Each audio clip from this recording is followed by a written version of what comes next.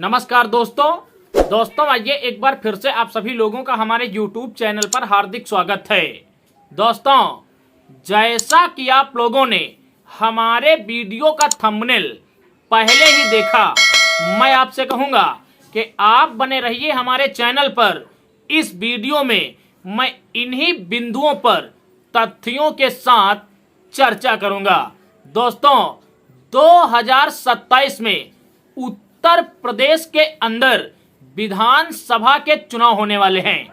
दोस्तों, 2027 से पहले ही उत्तर प्रदेश के अंदर कई गठबंधन चल रहे हैं और गठबंधन के साथ ही अब 2027 को लेकर नए गठबंधनों की राह भी तलाशने लगे हैं, क्योंकि गठबंधन के साथ ही तमाम तरीके के बयान दे रहे हैं जो इस ओर इशारा कर रहे हैं कि 2027 की पटकथा कुछ दूसरे तरीके से लिखी जाएगी।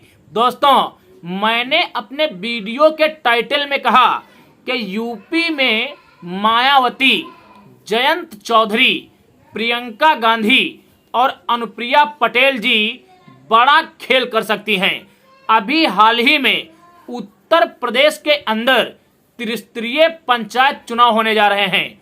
इन पंचायत चुनावों को लेकर अनुप्रिया पटेल की अपना दल एस ने ऐलान किया है कि हमारी पार्टी पंचायत चुनाव अकेले दम पर लड़ेगी, जबकि आप सभी लोग जानते हैं कि अनुप्रिया पटेल एनडीए का हिस्सा हैं और केंद्र सरकार में मंत्री भी। दोस्तों, राजनीतिक विश्लेषकों का ऐसा मानना है कि अभी कुछ दिन पहले अनुप्रिया पटेल के पति आशीष पटेल की नोक-झोंक बीजेपी के कई बड़े बड़े मंत्रियों से हुई थी।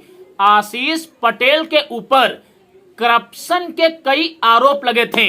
शायद इसी चीज का आभास करवाने के लिए अनुप्रिया पटेल की पार्टी के द्वारा इस तरीके के बयान दिए जा रहे हैं। वहीं कुछ राजनीतिक विश्लेषक ऐसा भी कह रहे हैं कि भविष्य में अनुप्रिया पटेल का ये बयान एक बड़ा खेल कर सकता है। दोस्तों, ये तो अनुप्रिया पटेल का बयान है।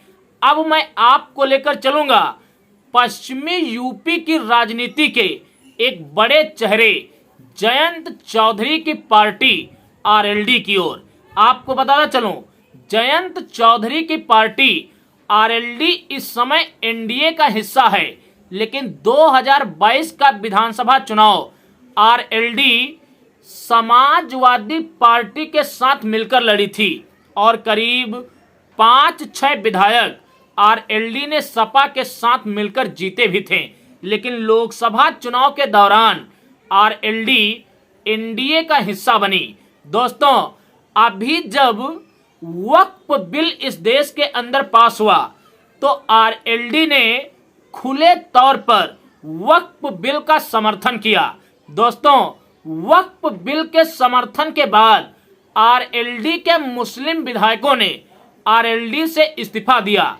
इसी दौरान बहुजन समाज पार्टी की सुप्रीमो मायावती जी ने एक बार फिर आकाश आनंद को अपनी पार्टी का चीफ नेशनल कोऑर्डिनेटर बनाया। दोस्तों, जैसे ही मायावती जी ने आकाश आनंद को अपना चीफ नेशनल कोऑर्डिनेटर बनाया तो बहुजन समाज पार्टी में पूर्व के सांसद रहे और इस समय आरएलडी के दिग्गज नेता और जयंत चौधरी के खासम खास मलूक नागर का एक बयान निकल कर आया, जिसमें मलूक नागर ने बसपा प्रमुख मायावती जी के फैसले की जमकर तारीफ की और उन्होंने कहा कि अगर मायावती जी चाहें तो 2027 के चुनाव में सपा, कांग्रेस और भाजपा की मुश्किलों को बढ़ाकर अपनी पार्टी को एक अच्छे स्टैंड पर लाकर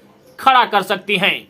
दोस्तों, वहीं सपा और कांग्रेस गठबंधन के सह सांसद इमरान मसूद लगातार समाजवादी पार्टी के ऊपर हमलावर हैं। दोस्तों, अभी यूपी तक न्यूज एजेंसी को एक इंटरव्यू देते हुए इमरान मसूद जी ने स्पष्ट कर दिया कि अगर भविष्य में उन्हें गठबंधन के लिए विकल्प दिए जाएं तो सपा की बजाय बसपा को चुनेंगे। उन्होंने कहा कि मेरी ये हार्दिक इच्छा है कि कांग्रेस का गठबंधन 2027 में बहुजन समाज पार्टी के साथ हो। दोस्तों, उन्होंने यहां तक कह दिया कि कांग्रेस 2027 के लिए तैयार है, बस बहन जी की हां की जरूरत है।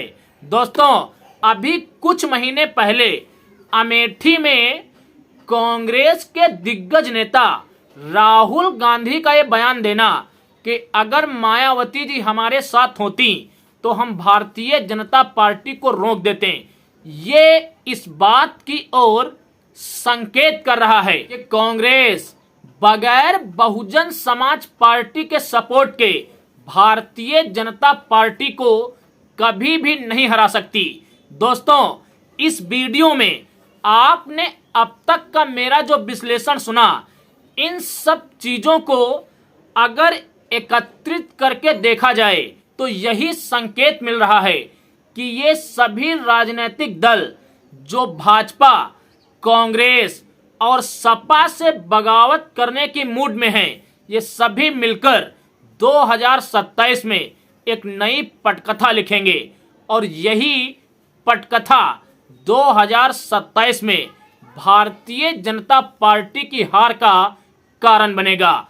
और कहीं ना कहीं बसपा प्रमुख मायावती जी भी 2027 में अपनी पार्टी को एक बार फिर से उन्हीं बुलंदियों पर पहुंचाने का हर संभव प्रयास करेंगी जिन बुलंदियों पर कभी बहुजन समाज पार्टी हुआ करती थी। इसके लिए बसपा प्रमुख मायावती जी सही समय और सही अवसर का तलाश कर रही हैं। जैसे ही किसी भी प्रकार का कोई अवसर बसपा प्रमुख मायावती जी को मिलेगा, वो संभव ही उस अवसर का लाभ उठाकर यूपी की राजनीति को एक बार फिर से पलटने का काम करेंगी। बाकी आपको क्या लग रहा है?